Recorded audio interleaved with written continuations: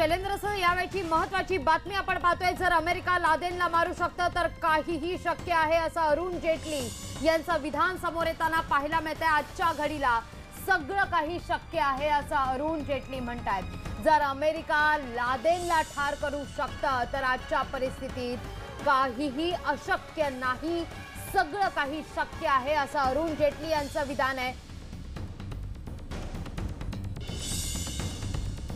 यावेळची महत्त्वाची बातमी आपण पाहतोय। निश्चितच सुवर्ण हे विधान अत्यंत महत्त्वाचं मानलं जात आहे या घडीला, कारण भारताकडून पाकिस्तानला दिलं जाणारा थेट सडेतोड प्रत्युत्तर आणि या सगळ्या पार्श्वभूमीवर बिथरलेल्या पाकवर केलेली ही कारवाई आणि त्यानंतर जेटलींचं येणारं हे विधान अत्यंत महत्त्वाचं। याविषयी अधिक माहिती घेत आहोत आमचे प्रतिनिधी प्रशांत लीला रामदास यांच्याकडून।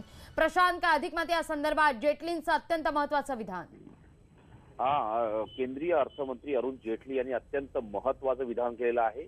महत्त्वाचं म्हणजे जर बघितलं, आज ते एका कार्यक्रमात सहभागी झाले, त्या कार्यक्रमात त्यांनी स्पष्ट म्हटलंय की जर अमेरिका लादेनला मारू शकतं तर काहीही होऊ शकतं। खास करून जर बघितलं आपण ज्या पद्धतीने दहशतवादाची कारवाई रोखण्याकरता भारत सरकारने पुढाकार घेतला आहे, भारताने संपूर्ण राष्ट्रांना दहशतवादाच्या मुद्द्यावर एकत्र आणलेलं आहे। त्यामुळे लादेनला जर अमेरिका मारू शकतं तर आम्ही देखील आमच्या भारतावरती डोळा ठेवणाऱ्या अतिरेक्यांना ठार मारण्याची हिंमत ठेवतो, अशा प्रकारचं सूचक वक्तव्य अरुण जेटली यांनी दिलं। आणि याचा अर्थ असा होतो की पाकिस्तान आणि भारतातली जे मध्ये तणावाचे संबंध निर्माण झालेले आहे आणि आपण माहितच असेल की आपण व्यापार रोखलेला आहे, आपण प्रभावी और प्रामाणिक कार्रवाई कर रहा है और पाकिस्तान दुनिया में अलग थलग है। तो ये प्रीएम्प्टिव स्ट्राइक है जिसमें भारत ने आतंकवादी गतिविधियों और उनके केंद्रों के खिलाफ कार्रवाई की। धन्यवाद।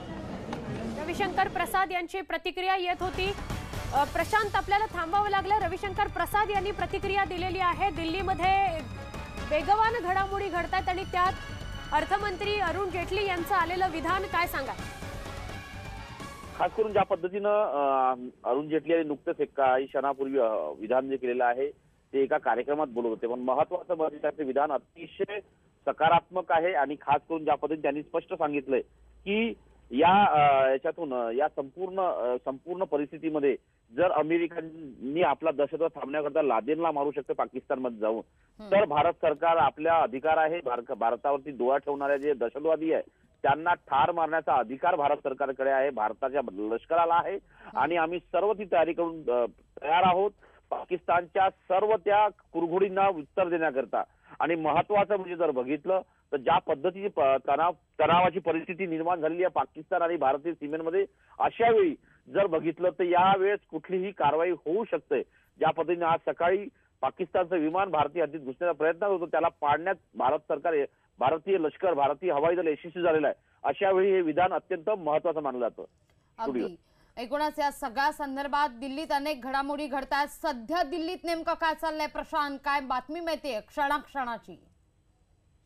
या क्षणाला अत्यंत महत्त्वाची माहिती मिळते की जवळपास 60 फ्लाईट जे आहेत ते रद्द करण्यात आलेले आहे। उद्याच्या ज्या 60 फ्लाईट आहे त्यामध्ये महत्वाचं म्हणजे जर बघितलं जम्मू, श्रीनगर, अमृतसर, पठाणकोट, धर्मशाला, देहरादून या सर्व एअरफ्लोटच्या फ्लाईट्स आहेत ज्या रद्द करण्यात आलेल्या आहे। आणि खास करून जर बघितलं तर बैठकांचे सत्र सकाळपासून सुरू आहे। आपल्याला माहितच असेल की आतापर्यंत 4 ते 5 बैठकी झालेल्या आहेत। पंतप्रधान नरेंद्र मोदींनाही पंतप्रधान सुरक्षा सल्लागार NSA प्रमुख अजित डोवाल यांनी पूर्ण ब्रीफ केलेला आहे पाकिस्तान आणि भारताच्या सीमेवरती असलेल्या तणावपूर्ण परिस्थितीची। दुसरीकडे भारतीय लष्कर सज्ज झालेला आहे आणि सोबतच निमलष्करी दलाच्या गेल्या 3 दिवसापूर्वी 10 कंपन्या या काश्मीरमध्ये पाठवण्यात आलेल्या आहेत। आणि दुसरीकडे भारताच्या कुठल्याही सर्वसामान्य नागरिकाला हल्ला होऊ नये, काश्मीरमध्ये कुठल्याही